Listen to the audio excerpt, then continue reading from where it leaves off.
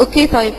انا حبيت ان انا اشكر ربنا كده على العام كده، هو يعني عشان اعوض الكلام اللي انا كنت بقوله عنه والكلام اللي كنت بقوله لكم على العام وعلى الخاص، واعوض كل الكلام اللي انا كنت بقوله على سيدنا محمد. بجد اتكلمت كلام وحش جدا في حقهم بجد،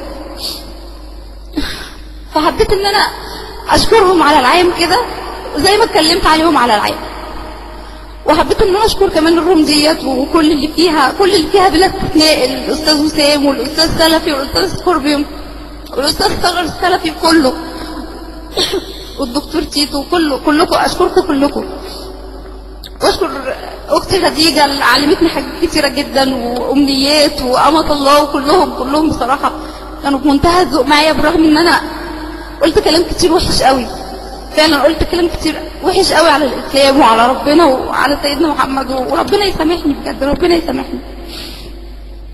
كمان عايزه اوجه رساله للاستاذ المسيحي اللي اتريق عليا لما دخلت وعايزه استفسر عن حاجات في المسيحيه، اتريق عليا وما بقاش عايز يرد عليا، سمعني بس كلام كده ملوش لازمه ومشى.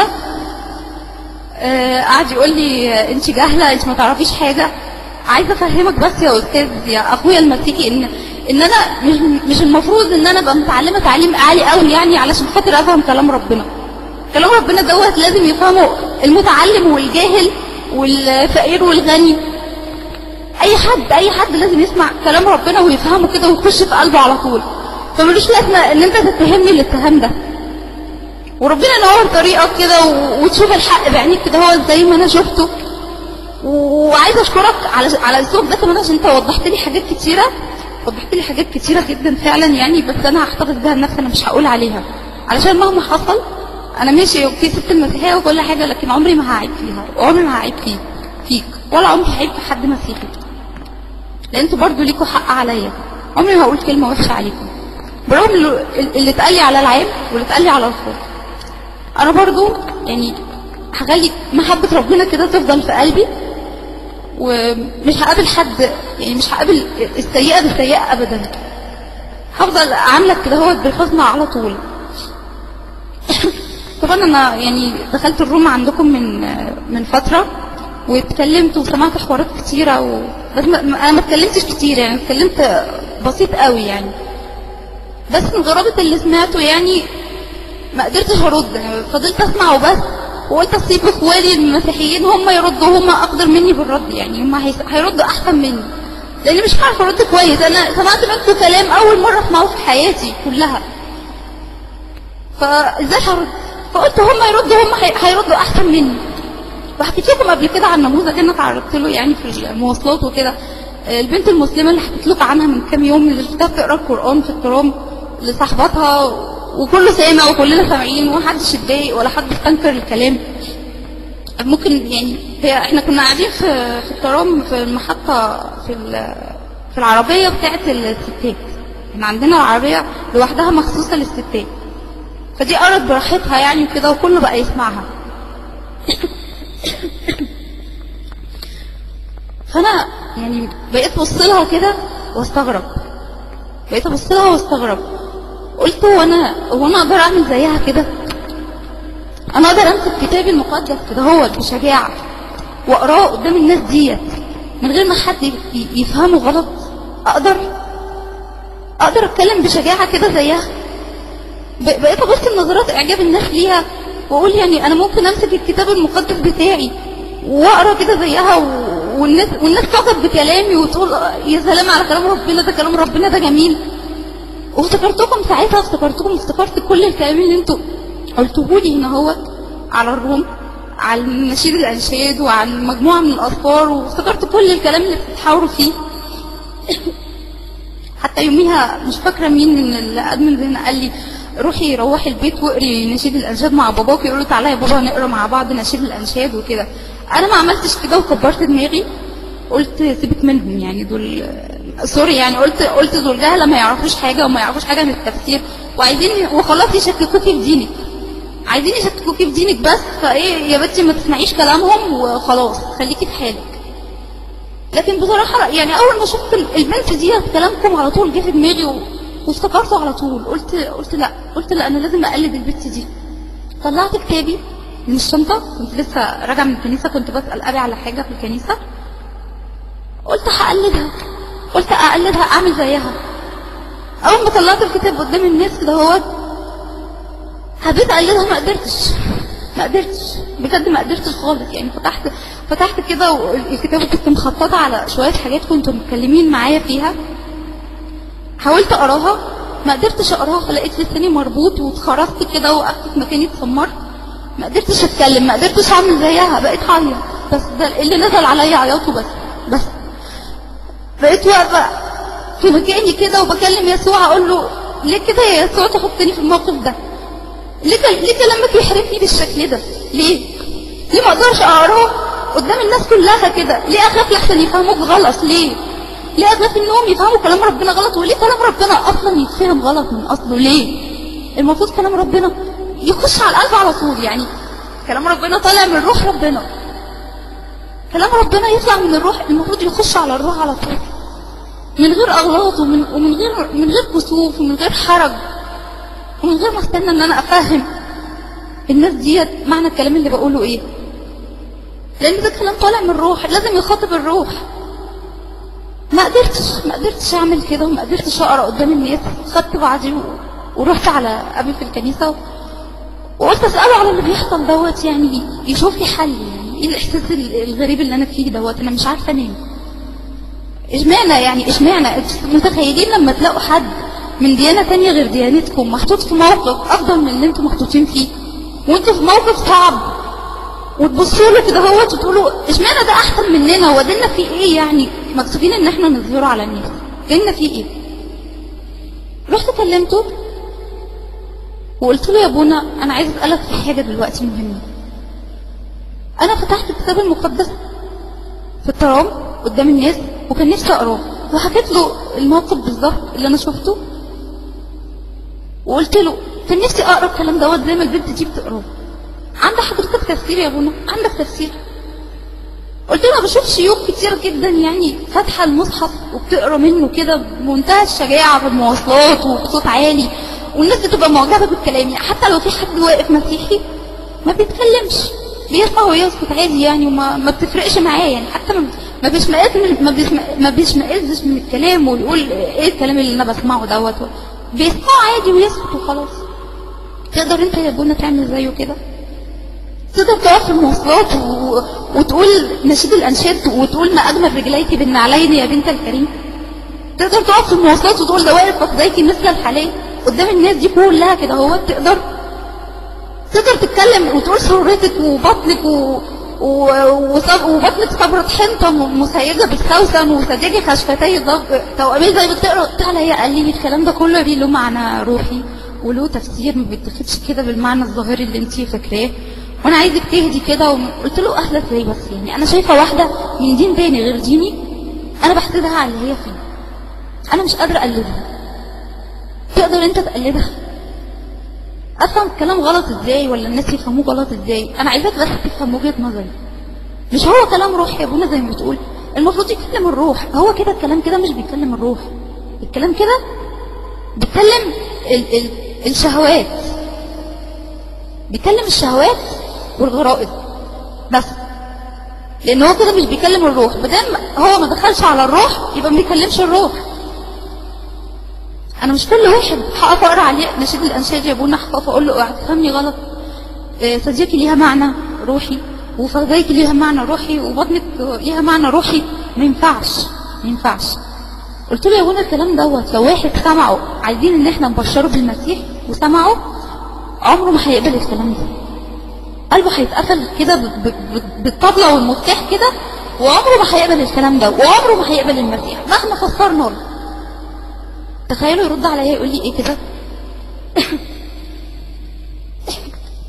اسف. قال لي ما تزعليش يسوع منك، ما تزعليش يسوع منك. السلام عليكم ورحمه الله. يا اختي ما تقولي اي شيء يدل عنك، ولا اسم ولا اي شيء يدل عنك، ما تقولي اي شيء يدل عنك. كتبنا لك على التكس ما خدتيش بالك برضه. لا تقولي اي شيء يدل، ولا اسم ولا اي شيء على الاطلاق ابدا. قولي كلام عام. فاهمه؟ المايك معاك. الصوت مسموع كده؟ الو؟ الصوت مسموع؟ اوكي. بس فانا ما خدت منه الرد دوت، قلت له ابويا ماشي يا ابونا، انا ابويا مش هيعرف حاجه، مش هكلمه في حاجه، انا بسالك انت بس، انا بسالك انت، مش انت معاك اسرارنا وعارف كتير عننا وخدمتنا، اخدمني بالمره وريحني. انا مش عايزاك تشرح لي معناها، انا عارفه المعنى وقريت تفسيره مليون مره، انا عارفه المعنى، انا عايزاك بس تفسر لي سبب امتناعي ان انا اقرا السفر ده وغيره قدام الناس. راح قايل لي مش انت فاهمه الكلام ومؤمنه بيه؟ قلت له ايوه. قال لي خلاص مالكيش دعوه بحد، مالكيش دعوه بحد. قلت له ماشي متشكره جدا، خلاص ماليش دعوه بحد على رايك، انا خليني في نفسي وخلاص.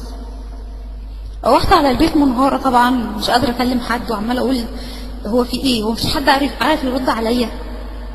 بقيت كذا يوم كده من غير اكل ولا شرب وعماله بعيط وبس، وعينيا كده ورمت، وكل اللي في البيت لاحظوا كلامي ولاحظوا طريقتي المتغيره ولاحظوا ان انا زعلانه وبعيط، لكن ما اقدرش اقول مالي، ما اقدرش اقول فيه ايه. صعب ان انا ازعلهم برضو، وصعب ان انا اخايف ظنهم وكده، دول اهلي انا ما اقدرش ازعلهم مهما كان. بس كتمت اللي جوايا في قلبي برضو، قلت هم عمرهم ما هيحسوا بيا برضو، مش هيحسوا باللي في قلبي. بقى كل اللي يسالني مالك في ايه اقول له واحده صاحبتي ماتت في حادثه، واحده صاحبتي ماتت في حادثه وشفت الحادثه قدامي وانا مش قادره اتعامل ولا قادره اتصرف مع حد، فمعلش استحملوني شويه. فعشت ايام صعبه جدا، مريره مريره مريره. حتى كمان قلت انا الروم بتاعتكم دي انا مش داخلها تاني، خلاص مش داخله الروم دي تاني، واسفه يعني انا فضلت اشتمي عليكم كتير يعني كتير جدا، وقلت انا مش هفتح الكمبيوتر ده تاني خلاص، ومسحت البلتوك تماما خالص من على الجهاز عندي، وقلت انا مش هسمعكم تاني. شويه كده هوت ولقيت البيت فاضي عليا، لقيت نفسي ماشيه كده هوت لوحدي كده هوت رايحه على الجهاز بتاعي بحمل البلتوك من جديد، ودخلته تاني وفتحت الايميل بتاعي ودخلت على المايك واتكلمت وحكيت الموقف اللي حصل لي دوت اللي انا حكيته لكم، وحكيت الموقف اللي انا حكيته لكم ده من شويه، وقلت يمكن اسمع حد مسيحي يرد عليا يفهمني يقول لي، قلت يمكن اسمع حد مسيحي يعرفني انا غلطانه في حاجه. هل في حد مسيحي يقدر يمسك نشيد الانشاد ويقف في المواصلات ويعمل زي ما الشيخ المسلم بيعمل؟ يقدر؟ ما لقيتش رد برضه. حتى قلت انا هستنى طيب 3 ايام، هستنى 3 ايام لو ما لقيتش حد رد عليا وريحني، رد يقنعني كده هوت ويقول لي على طريقه اقف اقرا بيها نشيد الانشاد دوت في وسط الناس، انا الكتاب المقدس ده انا مش هفتحه تاني. قلت كده عندكم على العين، لو حد مسجل التسجيل هيعرف. طبعا استنيت رد ما لقيتش رد. قلت اروح فين طيب؟ قلت ادخل موقع مسيحي ارسل صاحب الموقع واشوف هيقول لي ايه، اساله على الاسئله اللي محيراني دي كلها واشوف هيقول لي ايه. والراجل دوت دارس كويس يعني، ودارس لاهوت كويس وكده هوت، والموقع بتاعه كويس جدا. قلت هو ده اللي هيفهمني، هو ده اللي هيعرفني، وهو ده اللي هيريحني. وقلت انا هكلمه كده من ورا الشاشه، لا هو عارفني ولا انا عارفاه، ولا هيقول لي باباكي ولا حد يعرفك ولا كلام من ده. قلت هتكلم بحريتي معاه من غير خوف. سالته نفس السؤال، الاقي منه الرد الفظيع جدا، رد فظيع يعني. لقيته بيقول لي ايه؟ الاول انا سالته قلت له كلمات نشيد الانشاد ديت انا اقدر اقراها قدام اي حد من ديانه ثانيه من غير ما اتكسف؟ اقدر؟ يروح سايب المسيحيه خالص، ساب المسيحيه ما ردش عليا خالص من المسيحيه. ولقيته بيقول لي ايه؟ بيقول لي هو انت مش عاجبك نشيد الانشاد؟ طب ما تروح تبصي في الاسلام، وفي الاسلام في الصوفيه والعشق الالهي وما انتقدتيهوش ليه؟ ما سالتيش فيه ليه؟ قلت له انت في ايه حضرتك؟ انت بتقول لي ايه دلوقتي؟ انا بكلمك عن عقيدتي، انا بكلمك عن حاجه، بسالك عن حاجه في عقيدتي انا، تقول لي الاسلام؟ انا مالي ومال الاسلام؟ انا بسالك نشيد الانشاد انا عايزه اقراه كده قدام الناس بمنتهى الشريعه، تقول لي صوفيه؟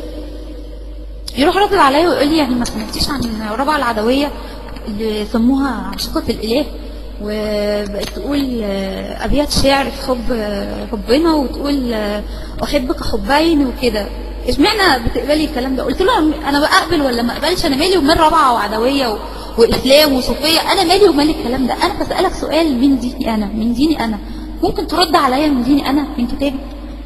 هو انا يا استاذي المحترم انا ديني فاضي خلاص، مفيش فيه رد ولا فيه كلام ترد منه عليا، رايح ترد عليا من الاسلام؟ انت مالك بتقارن بالاسلام ليه دلوقتي؟ مفيش كتاب، مفيش اجابه من كتابي.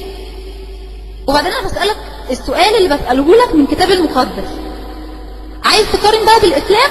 قارن بالقران بقى، ما تقارنليش بقى بكلام واحده ست. انا بقول لك احنا ربنا عندنا قال نشيد الانشاد، تقول لي ما هي رابعه العدويه قالت، قلت له لا، قول لي ربنا بتاع القران قال كذا كذا، وهات لي بقى كلام زي نشيد الانشاد. ما دام انت دخلت في الاسلام هتكلم، ماشي هتكلم بقى عادي خلاص. يروح قايل لي ايه؟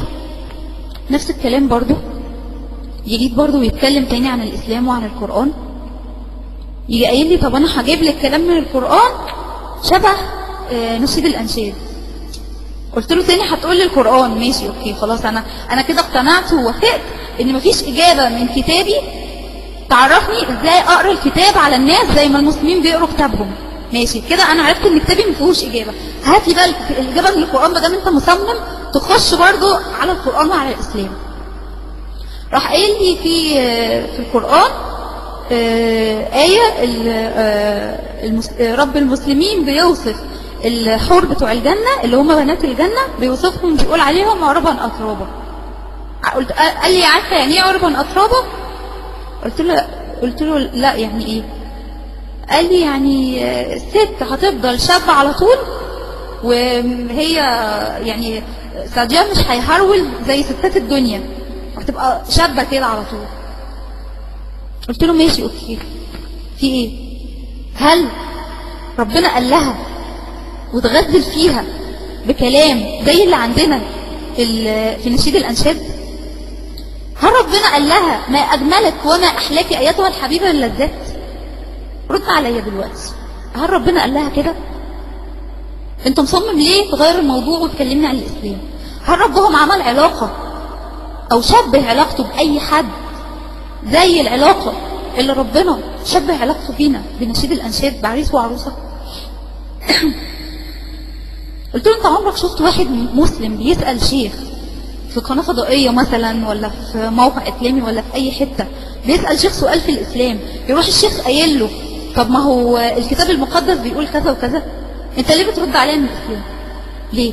أنا شفت برامج إسلامية مسلمين بيسألوا الشيوخ الراجل المسلم ده يسأل الشيخ بحاجة، الشيخ يرد عليه بقرآن أو بحديث.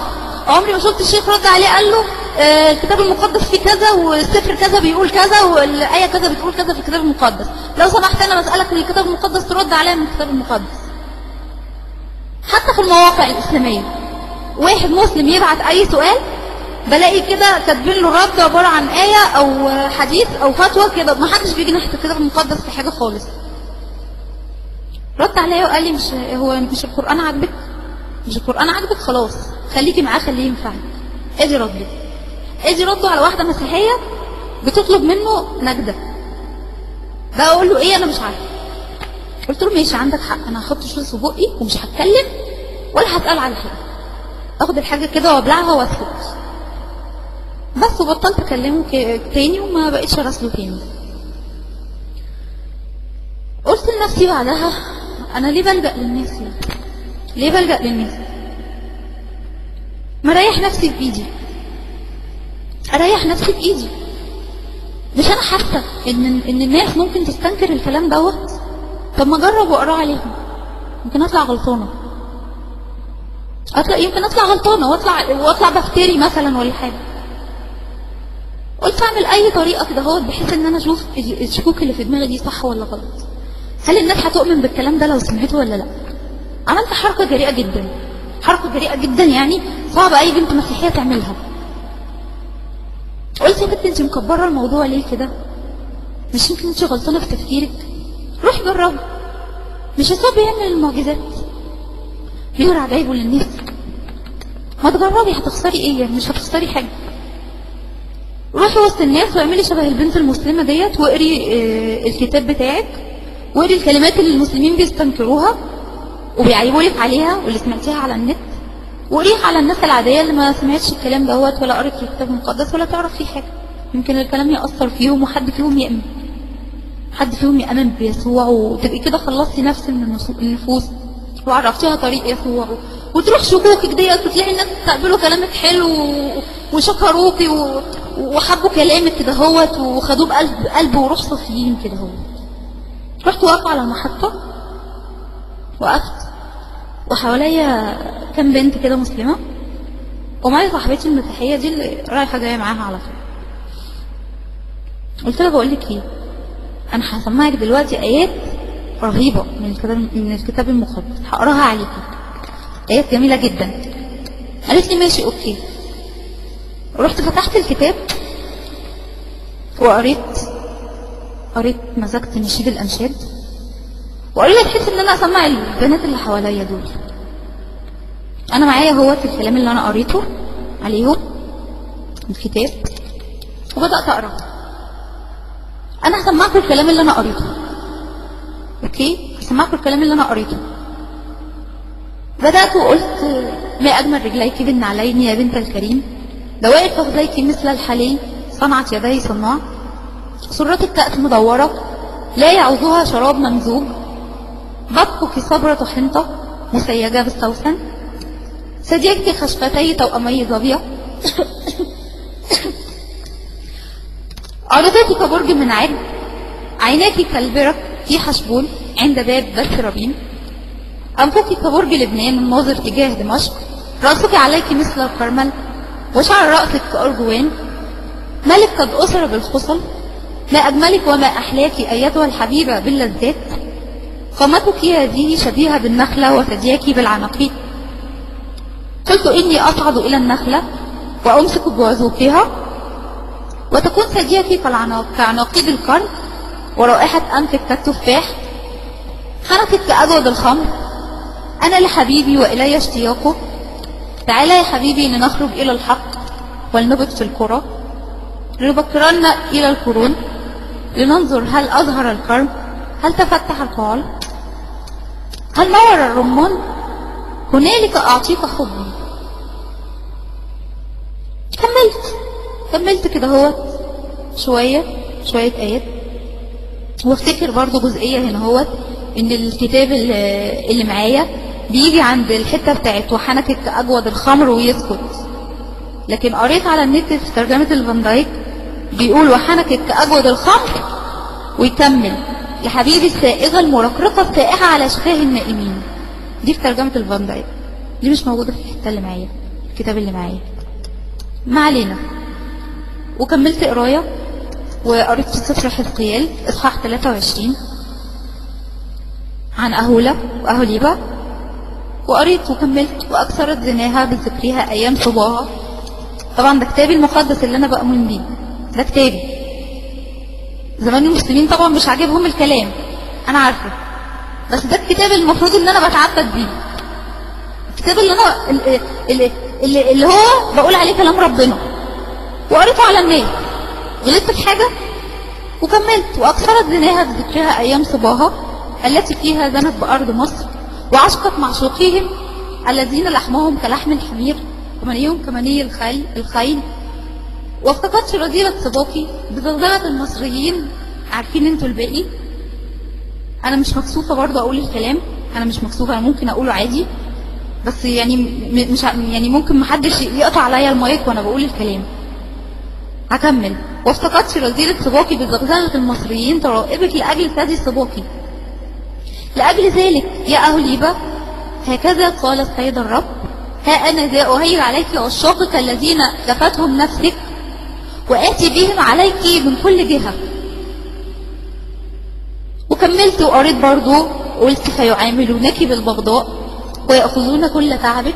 أنا عمال أقرأ، أنا شايفة تعبيرات الناس حواليا وعمال أقرأ مش مني وساكتة. قلت يمكن حد يطلع دلوقتي يقول لي الكلام ده كلام ربنا، قلت يمكن حد دلوقتي يطلع يقول لي الكلام دوت، ده الكلام ده جميل، ده كلام ربنا دوت، انا عايزه اؤمن بالكلام ده. وكملت فيعاملونك بالبغضاء ويأخذون كل تعبك ويتركونك عريانة وعارية، فتنكشف عورة زيناك ورذيلتك وزيناك. افعل بك هذا لانك زنيت وراء الامم، لانك تنجست باصنامهم. دخلت على سفر الامثال اصحاح 7 وقريت: عطرت فراشي بمر وعود وقرفة، هلم نرتوي ودا إلى الصباح نتلذذ بالحب، لأن الرجل ليس في البيت، ذهب في طريق بعيدة، أخذ زهرة الفضة بيده، يوم الهلال يأتي إلى بيته، أغوته بكثرة فنونها، بملس شفتيها طوحته، بملس شفتيها طوحته. طبعا أنا عارفة التفسير بتاع الكلام، ومش مستنية حد يقول لي التفسير بتاع الكلام ده ايه، ولا الرموز دي بترمز لايه. عارفة ثدياكي معناها ايه، وعارفة فخذيكي معناها ايه وبترمز لايه، وعارفة الزنا يعني طريق البعد عن طريق الرب، وعارفة معناه ايه، والكلام دوت انا قريته 100 مرة وقريته قرايه. انا ما بتكلمش خالص على التفسير، ولا اعتراضي على التفسير، ولا على اي حاجة. انا اعتراضي هنا ازاي الرب يقول كلام تشمئز منه القلوب، واشوف تعبيرات الناس اللي انا شفتها دي ازاي. انا عماله اقرا واقرا، والاقي لكم البنات اللي واقفين حواليا قاعدين كده عمالين يضحكوا ويحطوا ايدهم على بقهم كده ومكسوفين كانهم شافوا منظر قبيح، منظر زباله يعني.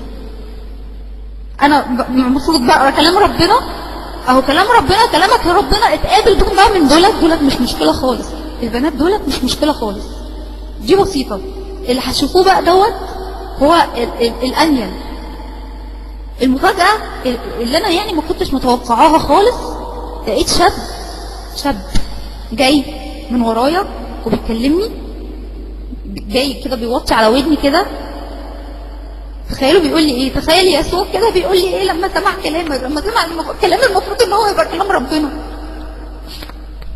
اسفة على الجملة اللي هقولها، بس انا لازم اعيشكم اللحظة اللي انا عشتها عشان تحسوا بيا، علشان حد مسيحي يحس باللي جرالي، ويحس باللي جرالي بسبب كلام ان انا مؤمنة ان هو كلام ربنا وقريته على الناس. تخيلوا يقول لي ايه،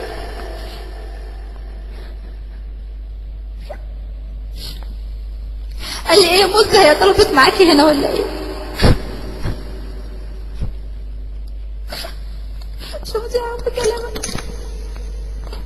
قال لي ايه يا موزة، هي طلبت معاكي هنا ولا ايه؟ دي نتيجة كلامك، دي نتيجة كلامك. ليه اسمع الكلام دوت وانا بقرا كلامك؟ ليه اسمع الكلام؟ ليه اسمع تعليق من واحد يكلمني بطريقه كاني واحده شاطره من بنات الشوارع، من بنات الليل كده، ويقول لي كلمه زباله زي دي؟ فجزيت ان انا بقرا كلامك على الناس.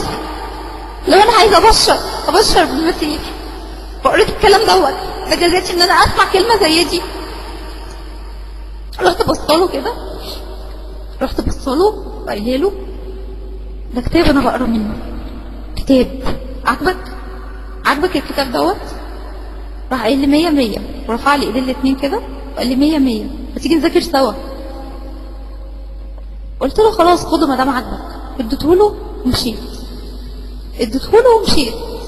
سبت الدنيا كلها وسبت صاحبتي وسبت المحطه وسبت الناس كلها ومشيت لوحدي لحد البيت وانا مفلوقه من العياط، 7 محطات كاملين. وانا عماله بكلم نفسي بقول لي ليه اللي حصل لي دوت؟ ليه اسمع الكلام دوت وانا بقرا كلام ربنا؟ ليه بقيت هتجنن. طب هي البنت المسلمه اللي قرت كتابها سمعت كلمه زي دي، هل في ولد جالها من وراها كده هوت وقال لها الكلمه اللي انا سمعتها؟ هل كتابها كتبها زي ما كتبني؟ لا ما حصلش. فكل اللي واقفين كانوا معجبين بيها، ده انا نفسي اعجبت بيها بشجاعتها وبجرأتها. يقولوا لي ده تفسير له معاني. طيب اوكي له معاني. طب الولد دوت انا لو جبته بعد ما قال لي الكلمتين دول وقلت له استنى لما اشرح لك الكلام دوت واشرح لك معانيه، هيسمعني؟ بعد ما قال لي الكلام دوت هيقف ويسمعني وهو عمال يبص لي بصات قذره وسافله؟ هيقف يسمعني؟ هو انا لسه هقف اكمل معاه واشرح له كلام ربنا؟ انا لسه يا رب هقف اكلمه في كلامك بعد اللي قاله لي؟ بيقول لي تعالي نذاكروا سوا، اقعد اشرح له انا اقول له صدقني يعني ايه وفخزيكي يعني ايه؟ انت يا رب ما كنتش عارف ان ده هيجرى لي. وحتى انا لو شرحت له، انا حتى لو شرحت له الكلام، حتى لو حاولت ان انا افهمه، عمره ما هيفهم، وعمر الكلام ما هيخش في قلبه. يستحيل، خلاص يستحيل. كاني كده بالظبط جايبه واحد وبقول له بص انا جايبه لك عروسه، شايف العروسه الحلوه اللي هناك دي؟ هي دي، ايه رايك في العروسه دي تتجوزها؟ وراح باصص كده للبنت اللي انا جايباها ديت، ولقاها مثلا بنت قليله الادب، راح قايل لي ايه البنت اللي قليله الادب اللي انت جايباها لي؟ انت مش شايفه بتقولي، مش شايفه الفاظها؟ رحت قايله له ماشي بس استنى ما تفهمهاش غلط، دي قله ادب روحيه، ده قله الادب ديت وراها هدف تاني اسمى من تفكيرك. ما تفهمهاش غلط وما تاخدش قله ادبها ديت والفاظها اللي هي بتقولها بمعنى مادي. حاول تفهم شويه بتفكيرك وباحساسك، وحاول تبص للرموز بتاعت الكلام بتاعها. البنت دي مش قلة الادب ولا حاجه، بص البنت دي مش قلة الادب ولا حاجه، البنت ديت بتقل ادبها عشان تصرف على اخواتها. شفت بقى الهدف السامي اللي هي بتقل ادبها عشانه؟ تبقى مش قلة ادب ولا حاجه، ده هدف سامي، دي في علاقه حب قويه بينها وبين اخواتها، فعشان كده بتقل ادبها عشان تعبر عن حبها. يعني بتبيع نفسها وبتبيع كرامتها وبتبيع شكلها قدام الناس والفاظها كده بتقولها عادي علشان خاطر تعبر عن العلاقه القويه اللي بينها وبين اخواتها. هل ممكن الراجل دوت بعد اللي شافه وبعد تفسيري وتبريري لموقفها هيقبل بيها؟ يستحيل، يستحيل. خلاص قلبه اتقفل، مستحيل. لو هيدولوا عليها فلوس، ده نفس اللي حصل لي، واقفه بعرض على الناس كلام ربنا ماشي، ولقيت تعبيراتهم اللي انا شفتها والكلام اللي انا سمعته.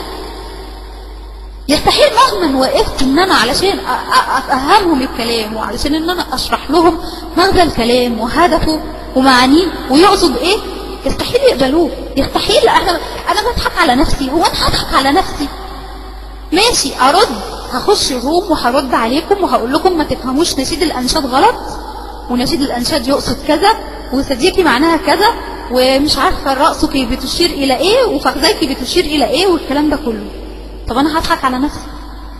اهو انا جربت بنفسي وعشت اللحظه، لحظه سودة بكل المقاييس. اللي مش مصدقني يمسك الكتاب المقدس ويقف كده هو في الشارع ويقرا الكلام اللي انا قريته ويوريني الناس هيعملوا ايه، يوريني الناس هيسمعوا كلامه ازاي. بنت او ولد يروح يعمل زي ما انا عملت ويوريني الصدمه اللي هيتصدمها. لو وافقت انت يا مسيحي وانت بتقرا كلام ربنا ان كلام ربنا يتقابل بالاسلوب اللي انا شفته دوت، مفيش دم، لان انت كده هو مش بتغير على كلام ربنا ومش بتزعل علشان كلام ربنا. المهم انا خدت الكلمتين دولت من الشاب دوت وروحت منهارة وانا بعيط، مش شايفة قدامي ولا قادرة اكلم حد ولا قادرة اكل ولا قادرة اشرب. ودخلت اوضتي وقفلت على نفسي وقعدت اكلم نفسي زي المجنونة العبيطة الهبلة. قعدت كده اكلم نفسي وخلاص.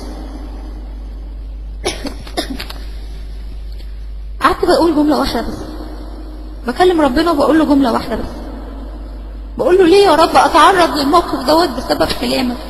ليه اتعرض للموقف دوت بسبب ان انا بعرف الناس كلامك؟ هو مش ده كلامك وبتخاطب بيه الارواح في القلوب؟ ليه ما دخلش على روحهم وقلوبهم؟ ليه دخل على حته ثانيه خالص؟ ليه راح على الغرايز والشهوات وسمعت الكلام دوت من الولد اللي بيتكلم دوت؟ انا مش قادره اتلم على اعصابي، كل ما بفتكر الموقف ما بقدرش اتلم على اعصابي. انتوا عارفين يعني ايه لما كلام ربنا ينهار كده قدامكم؟ ينهار، تشوفوا ردود فعل الناس بتتكسوا من كلام ربكم. مفيش ولا مسلم طبعا عايش الاحساس ده لانه ما عندوش كلام زي اللي عنده. وزي ما قلت اللي مش مصدقني يروح بنفسه ويقف في اي مكان في مسلمين او في اي حد في ملحدين حتى او في بوذيين من اي ديانه ويقف يقرا عليهم الكلام ده ويشوف رد فعلهم ايه. بقيت اقول يا رب اشمعنى تختار العلاقه الجسديه بين عريس وعروسه وتتكلم بيها وتشبه بيها؟ اشمعنى العلاقه الجسديه؟ اشمعنى؟ ففي علاقات اطهر من كده واسمى من كده بكتير كنت ممكن تشبه بيها. في علاقه الام بابنها، الام ببنتها، الاب بابنه، الاخ باخوه، في علاقات كتيره ساميه وطاهره. اشمعنى عريس وعروسه؟ على الاقل ما كنتش هسمع الكلام اللي انا سمعته ده واتحرج الاحراج ده. ما كنتش هسمع الكلام ده بسبب كلام. بقيت عمال اكلم نفسي كده اقول اروح فين، بس اروح فين واكلم مين؟ اروح فين واكلم؟ رحت وقفت قدام سورة يسوع في اوضتي وبقيت اكلمه واستنى منه رد واقول له رد عليا يا يسوع، رد عليا. اتمجد يا يسوع، وريني مجدك العظيم ورد عليا.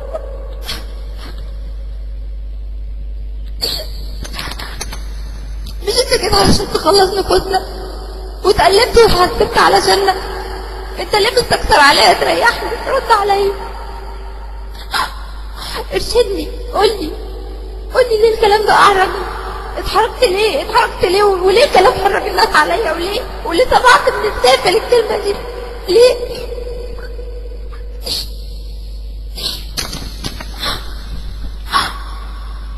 وبقيت اكلمه واكلم العذراء يا ام النور واكلمها واقول لها نوريني يا ام الاله الحي، كلميني وطمنيني ردي عليا.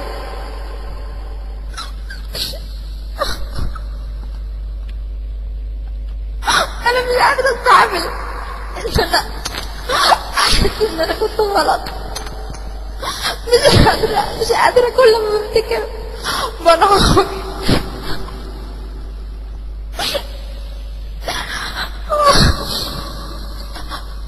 كلمت يسوع وكلمت العذراء وكلمت كربي وخدت شهادة القديسين كلها وكنت عليا، ما حدش عبرني.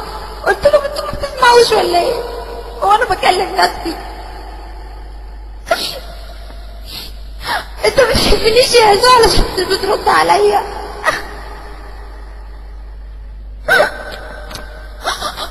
ولا حد في الكنيسة رد عليا بكلام مقنع، ولا حد في الروم رد عليا بكلام مقنع، ولا اي حد اداني طريقة امسك بيها كتابي واقرا بشجاعة قدام الناس، ولا حد فسر لي اي حاجة في اي حاجة.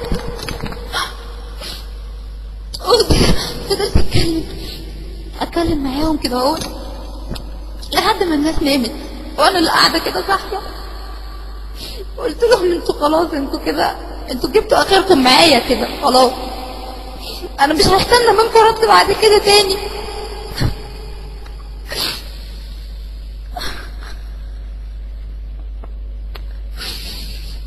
خرجت بره الأوضة بتاعتي وخرجت بره الشقة.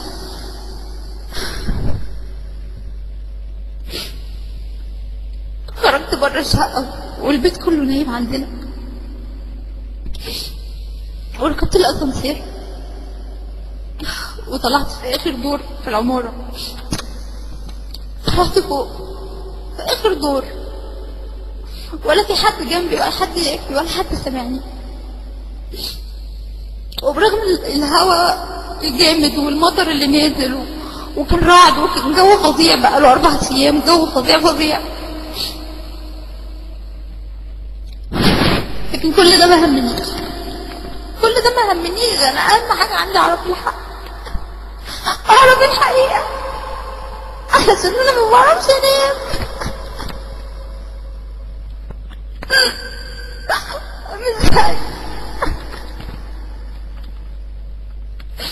من ساعة الموقف اللي حصل لي وانا ما بعرفش انام.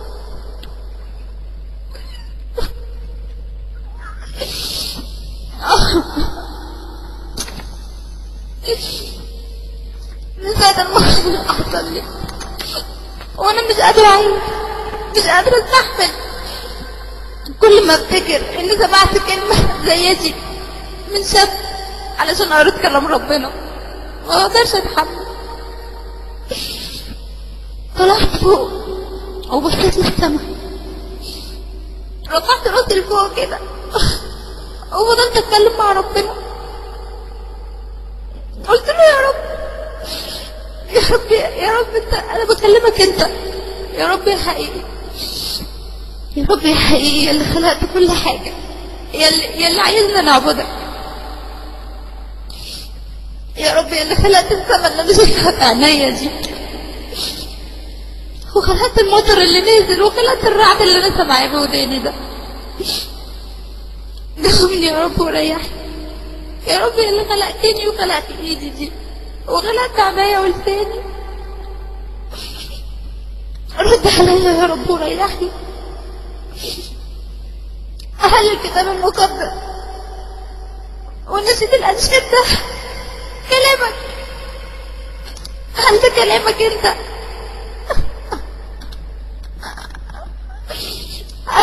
هل نسيت الأنشاد ده كلامك؟ وهل فعلا يسوع اطلب من أقاليمك؟ هل ده كلامك فعلا؟ هل ده كلامك ولا الكلام ده كذب زي ما سمعت؟ تخيلوا ربنا بتاعتها رد عليا.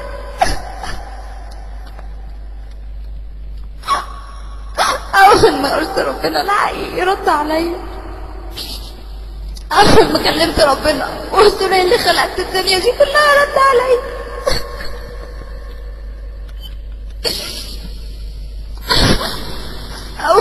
أول ما كلمته لقيته بيقول لي الله أكبر الله أكبر.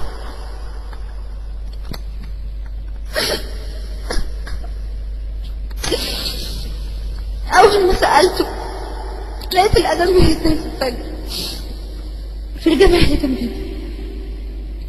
قلت له طلعته في مكان عالي، لو طلعته في مكان عالي بالليل كده هو وسمعتوا الأذانات وهي بتأذن جنب بعضيها، هتسمعوا كذا أذان. فأنا بقيت أكرر السؤال، احنا حوالينا كذا جامع، بقيت أكرر السؤال كذا مرة، نفس السؤال. هل نسيت الأنشاد ده كلامك يا رب؟ هل نسيت الأنشاد ده كلامك؟ كل ما أكرر ألاقي جامع جديد رد عليا وقال الله أكبر الله أكبر.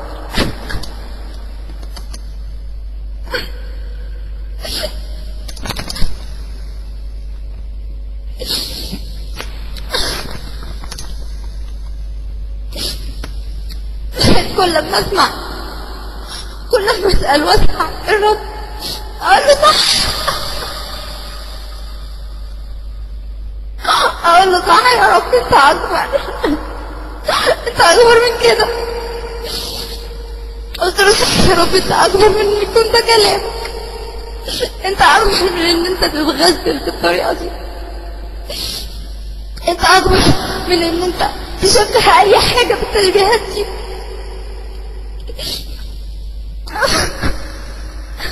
مبقتش مصدقة نفسي ان ربنا رد عليا وريحني كده. مبقتش اقول له شكرا وانا اسفه، شكرا وانا اسفه، وابوسه كده في الهوا وعقل بوسات كده، والم المطر في ايديا. بقيت الم المطر في ايديا كده وابوسه واقول له ده عشان انت اللي صنعته يا رب وجاي من عندك. وابوس ايدي كده واقول له عشان انت يا رب اللي صنعته، انا اسفه. قلت له خلاص يا رب مش عايز اكتر من كده، انت فعلا ربنا الحقيقي، ان انت اللي رديت عليا اول ما ندهت لك، انت اللي سمعتني. كلمت يسوع كتير وكلمت القديسين كتير والعذراء كتير، ما حدش رد عليا ولا حد ريحني، اني بكلم نفسي.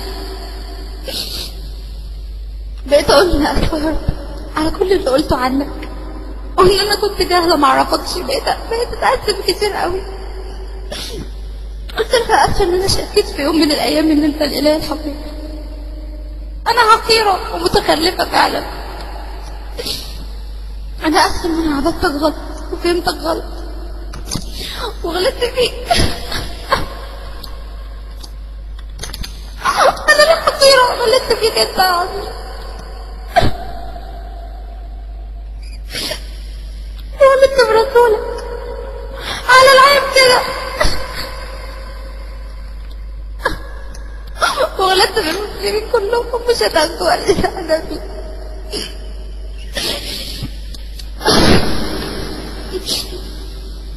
ورغم كده برضه ما موتنيش وسبتني عايش. كنت تقدر تموتني وانا بشتم كده.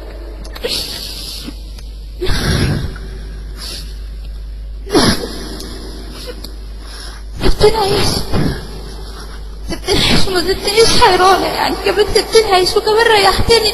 انا ما استاهلش كرمك ده، ما استحلوش.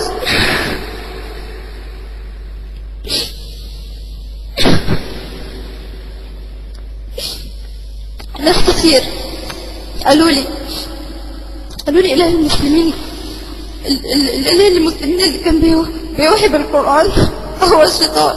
قالوا لي إله المسلمين شيطان. مش معقولة يا رب، لا عشاك يا رب إن أنت تكون كده، لا.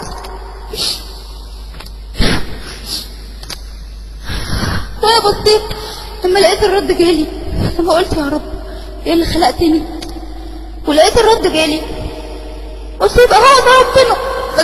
بدل انا قلت يا رب يا اللي خلقتني ولقيت الرد جالي بالاذان. الاله المسلمين علموا للمسلمين. قلت لا، يبقى ده مش شيطان، لان الشيطان عمره ما هينتحل شخصيه ربنا، دي معروفه. عمر الشيطان ما هيحط نفسه مكان ربنا.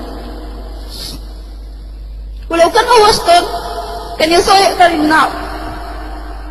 لو كان يسوع اصلا بيقدر يمنع،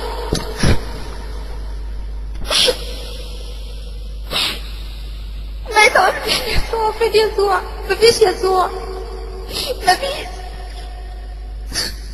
لانه ما ردش عليا.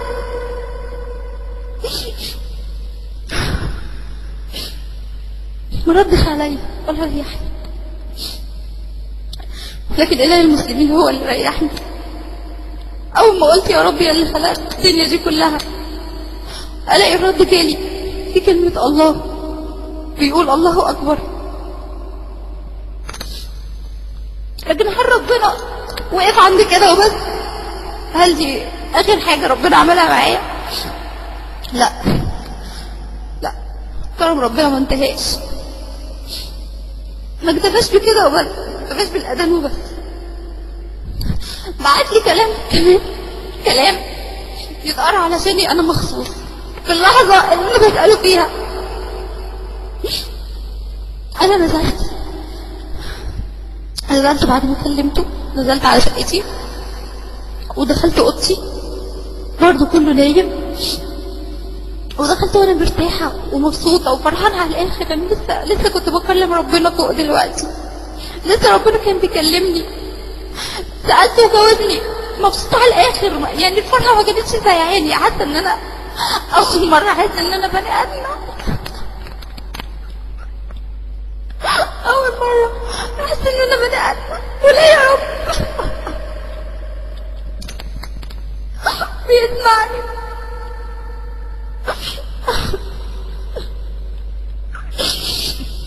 أول مرة أحس إن يا رب بيسمعني واسأله ويجاوب عليا. انا نزلت دخلت الأوضة، لقيت حسين بيتقرا في الجامع بيرد على الأسئلة اللي انا كنت بسأل فيها ربنا. والجامع دوت اصلا من ساعة ما اتعمل، يعني من ساعة ما عرفته، وفي شيخ عجوز هو اللي بيصلي بالناس كده هوت ايه في الفجر، يطلع يقول الأذان ويقول سورتين 2 مش حافظ غيرهم، سبح باسم ربك الأعلى وقل هو الله أحد، لدرجة إن أنا حفظتهم من كتر ما بسمعهم. كل يوم يصلي بيهم، كل يوم يروح قايلهم في المايك ويروح داخل نايم. بس إنما في اليوم ده وفي اللحظة دي لقيت شيء جديد خالص تاني غير اللي احنا متعودين نسمعه كل يوم في الوقت ده. كلام دخل كده في قلبي وعشش من جوه، كلام اتحفر جوايا. اسمعوا ربنا بعت لي ايه.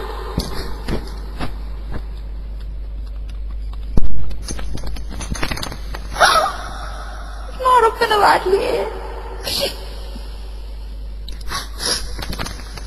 انا الحقيرة الضعيفة اللي مستحقش منه حاجة قصاد اللي كنت بعمله، مستحقش خالص. رحت اللي قلت عليه وعلى رسوله عبرني ورد عليا. انا فاكرة الكلام، فاكرة الكلام اللي اتقرأ وبحثت عنه، هقراه لكم. بحثت عنه على النت، كتبته، هقراه لكم. قال ايه؟ وإذ قال الله، انا مش قادرة اقراه، انا بفتكرهم بس مرار، مش بقدر اقراهم، مع اني سمعتهم قبل كده بس ما حسيتش بحاجة. انما ما حسيت ان هم جايين لي مخصوص، حسيت بيهم.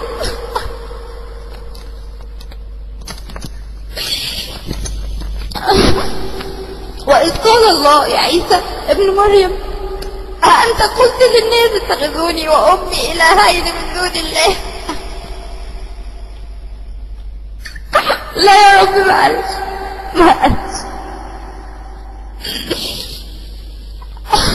وإذ قال الله يا عيسى ابن مريم أأنت قلت للناس اتخذوني وأمي إلهين من دون الله؟ ما قالش لا، ما قالش أنا إله. يسوع ما قالش أنا إله، ما قالش. لكن احنا قلنا هو ما قالش واحنا قلنا، ما قالش كده أنا إله. أيوة بقى إله.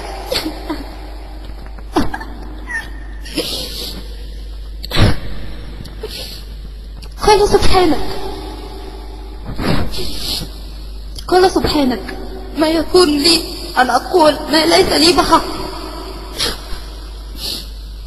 إن كنت قلت فقد علمت،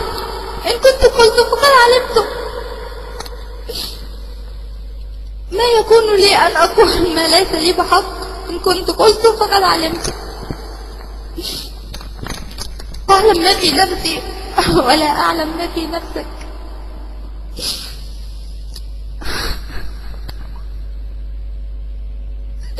إنك أنت علام الغيوب. لو أنت يا يسوع عالم بالغيب، لو أنت يا يسوع عارف الغيب، بتدفعني للموقف اللي أنا فيه ليه؟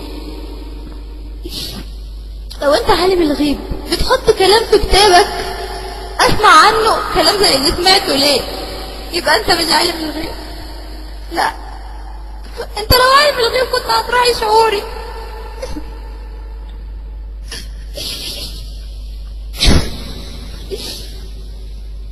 تعلم ما في نفسي ولا اعلم ما في نفسك، انك انت علام الغيوب. ما قلت لهم الا ما امرتني.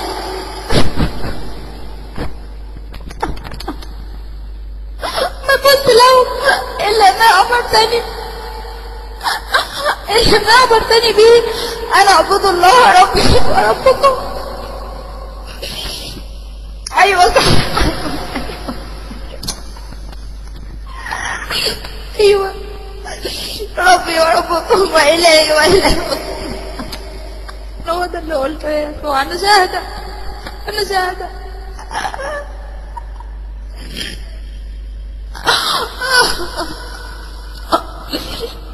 وكنت عليهم شهيدة ما دمت فيهم.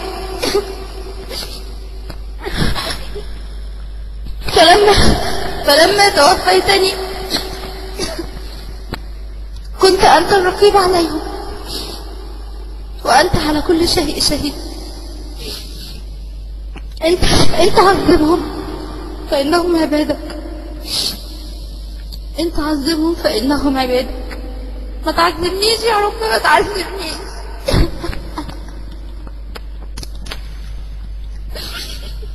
وإن تغفر لهم إنك أنت العزيز الحكيم.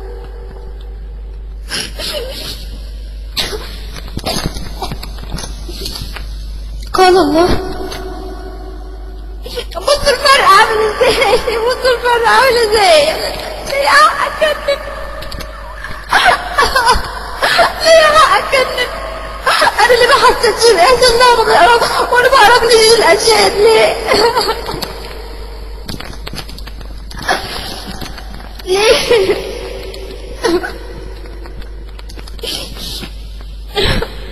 قال الله هذا يوم ينفع الصادقين صدقهم، لهم جنات تجري من تحتها الأنهار خالدين فيها أبدا، رضي الله عنهم ورضوا عنه، ذلك الفوز العظيم. لله ملك السماوات والأرض. لله ملك السماوات والأرض ومن فيهن وهو على كل شيء قدير. ربنا بعتني بيقول لي إن هو ملك السماوات والأرض عشان أنا كنت لسه بسأله وبسأله بنفس الاسم.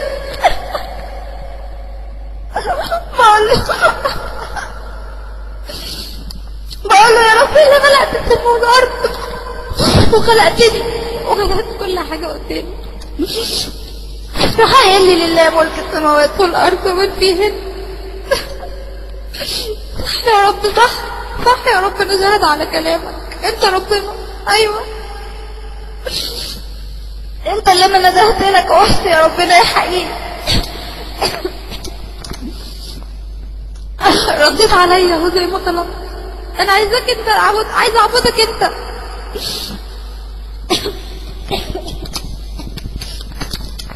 لأن أنت اللي كنت قريب مني وأنت اللي سمعتني، يبقى أنت ربنا.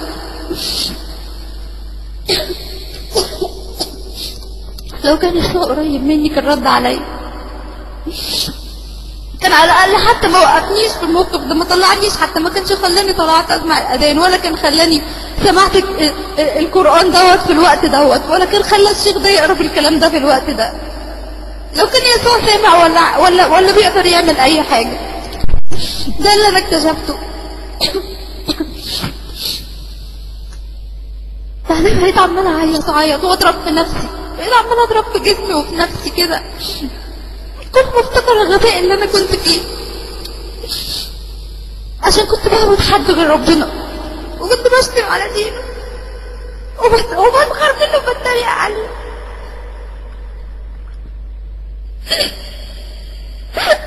سامحيني يا أمنيات.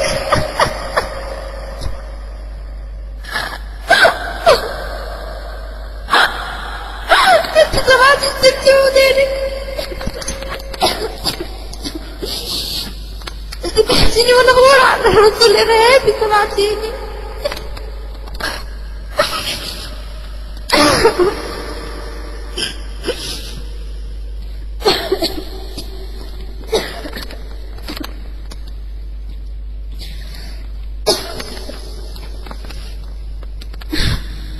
انا ما حسيتش بنفسي بعدها الا ماما بتصحيني الصبح بتقولي قومي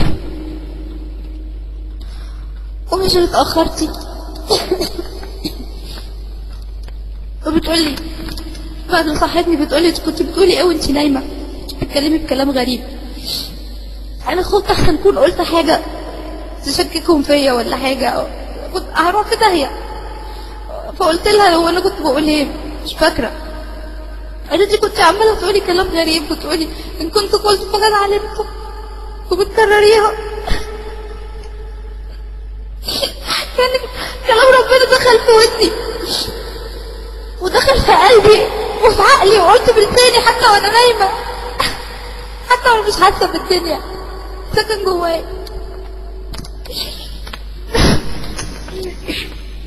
قلت لها ابدا يا ماما ما تقلقيش، انا كنت بحلم ولا حاجة، انا كنت بحلم، ما تخافيش.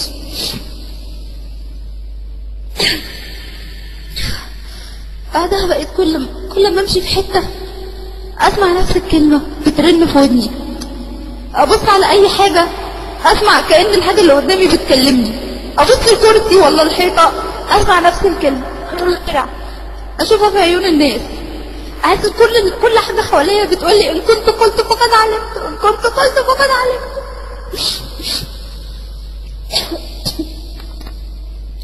ولساني بيقولها في سره كده، حسيت انها لازقة كده في مخي، لازقة.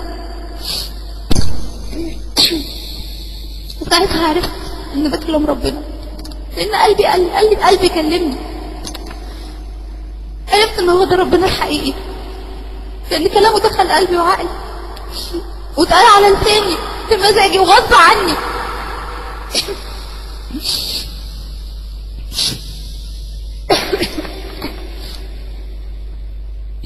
قلت هو ده فعلا الكلام اللي يسكن في القلب ويملاه بالامان. الاحساس ده انا عمري ما حسيته وانا بقرا في الكتاب المقدس،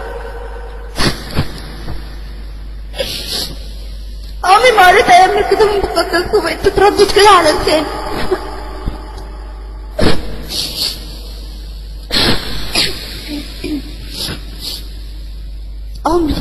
عمري ما حسيت الاحساس ده وانا بقرا من الكتاب المقدس.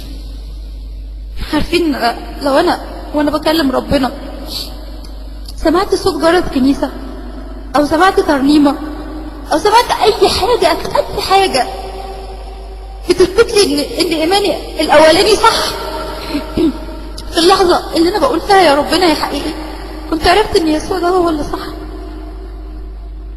لو وانا بسأل ربنا وبقول له يا ربنا اللي خلقت كل حاجة، نسيت الانشاد ده كلامك.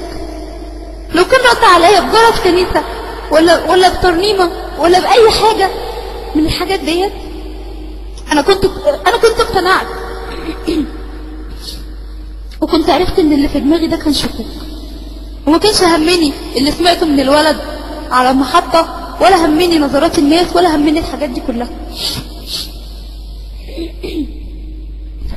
لان بمنتهى البساطة يسوع ما يقدرش يعمل حاجة، لانه ما قدرش يعمل حاجة ولا قدر يمنعني حتى ان انا اطلع اتكلم في الميعاد دوت عشان اسمع بوداني الاذان في الميعاد ده، واسمع بوداني القرآن اللي فيه الكلام ده مخصوص، اللي فيه الكلام اللي انا بسأل فيه. ما كانش هيخليني اسمع كلام ينكر الوهيته كده خالص. لو كان هو بيقدر يعمل حاجة علشان يريحني، لكن هو ما ريحنيش كأنه مش هنا خالص، في حتة تانية وانا بكلم نفسي.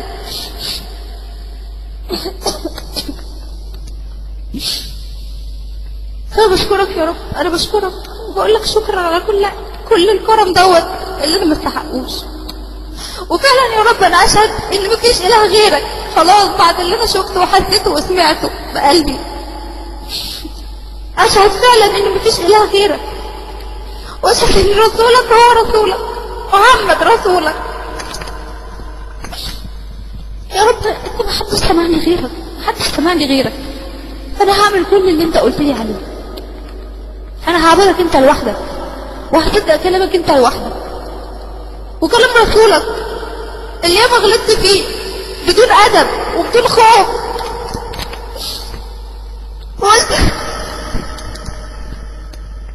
وانت اسوأ كلام. اسفة يا محمد، اسفة يا حبيبي، اسفة.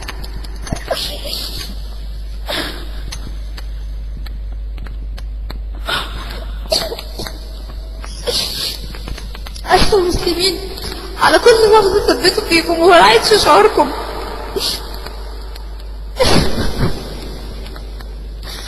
أسفة يا أمنيات على الكلام اللي أنا قلته في الروم التاني لما رديتي عليا وسمعت الكلام وحش عن دينك وعن الرسول وعن أصحابه وعن المسلمين وعن كل حاجة تبع الإسلام بقيت عيب فيها. سامحيني عشان ربنا يسامحني، سامحيني. وأسفة ليكم كلكم، وأسفة الأستاذ وسام، وأسفة الأستاذ سلفي، وأسفة لكل اللي أسأت له وأسأت لدينه، وأسفة لكل مسلمة وقفتني في الطريق في الشارع وبقت تكلمني وتنصحني، بقت تكلمني وتنصحني وتكلمني على لبسي وعلى شكلي وتقول لي كده هتتعكسي، كده هتخلي الشباب يأذوكي. كنت بهزقها واشتمها، اقول لها انت مالك انت، انا مسيحيه. انا مسيحيه. انا مسيحيه دي يعني المفروض مثلا ان انا ابقى صندل كده معروض على اللي يسوى واللي ما يسواش. المسلمه دي المفروض هي اللي تحافظ على نفسها، لكن انا علشان انا مسيحيه فرجي الناس براحتهم عادي. كنت عامله زي الحيوانات. دلوقتي انا عمري ما هسيبك يا رب، وعمري ما هبعد عن طريقك، عمري عمري عمري. ولو مين كلمني، لو البابا نفسه جالي وكلمني، انا عمري ما هسيبك، لان انت اللي رديت عليا وهو ما ردش عليا. انت اللي سمعتني، ما حدش سمعني. اللي اتريق واللي طغر واللي شتم واللي قعد يموع في الكلام، انت الوحيد اللي لما لجأت لك رديت عليا. اي حد هيقول لي انت رحتي لدين محمد اللي فيه كذا وكذا، انت رحتي لرسول الاسلام اللي عمل كذا وكذا، هقول له طز فيك، هقول له طز فيك، سوري. لان محمد دوت كلامه هو اللي ريحني، كلامه هو اللي رد عليا لما سألت. رب محمد دوت اللي انتوا كنتوا بتقولوا عليه الشيطان، هو اللي رد عليا لما قلت له يا ربنا يا حقيقي. لو ما كانش هو ربنا الحقيقي ما كانش رد عليا. ازاي اسيب بعد كده؟ ازاي ابقى متكلمه وجبانه وما بقدرش النعمه اللي جات لي؟ انا ما صدقت ارتحت. انا اسيب بعد كده ربنا؟ يستحيل، يستحيل ان انا اروح اجري ورا كتاب، اروح اجري ورا كتاب مكتوب فيه كلام كسفني وضحك الناس عليا. لا، الكتاب ده انا مش هؤمن بيه، اسفه. انا قبل ما اسيب الكتاب دوت سالت ولفيت على طوب الارض، محدش اقنعني ولا حتى قال لي سبب مقنع. فالكتاب ده انا مش عايزاه خلاص. ادام الكتاب ده بيحرجني وبيكسفني وبيضحك الناس عليا وبيسمعني كلام من واحد ساقط، بيبين لي كده كأن انا بنت مش كويسه، انا مش عايزه الكلام اللي انا بعد ما شفت كلام ربنا وبعد ما ربنا رد عليا بنفسه يستحيل اقبل كلام من اي حد. خلاص. خلاص. اللي عايز بقى نشيد الانشاد خليه مع نشيد الانشاد، وانا خليه مع كلام ربنا اللي رد عليا. خليني انا مع كلام ربنا.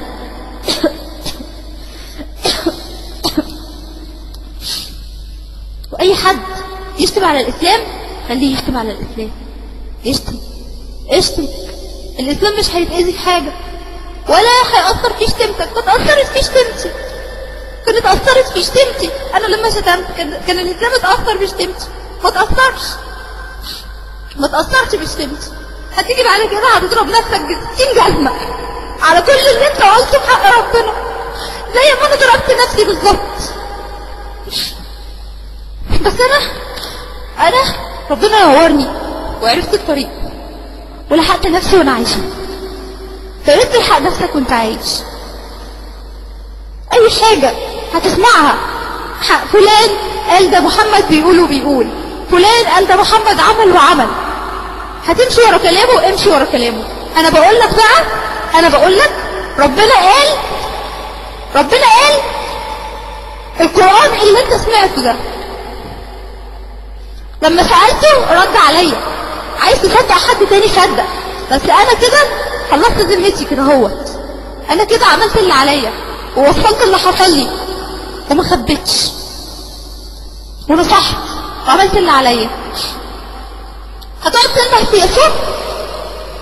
في يسوع بعد كده في الاخر بعد ما تموت وهتقول له الحقني، هتقول له يا رب يا يسوع الحقني، انا كنت بمجدك وكنت بتبعك.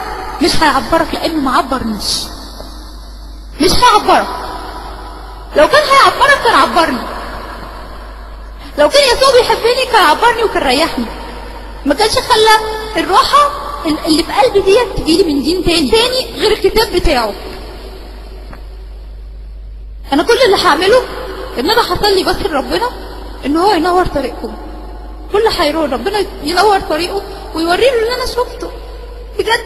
اي حد هيعيش اللحظه اللي انا شفتها ديت ويطلبها من ربنا بصدق هيحس بيها وهيعرف يحس بشويه فعلا. وانا كده خلصت اللي عندي، انا كده خلصت اللي عندي، واسفه ان انا طولت عليكم، بس حبيت اشكر في ربنا على العام زي ما زعلت على العام، واشكر في سيدنا محمد على العام زي ما زعلت على العام، واشكر فيكم على العام زي ما زعلتكم على العام. ومش هرتاح الا لما تكتبوا لي كلكم ان انتوا سامحتوني، ان انتوا كلكم محدش زعلان مني. قولوا لي انكم سامحتوني ومحدش زعلان مني عشان احس ان ربنا سامحني. متشكرة جدا جدا، متشكرة. المايك معاك.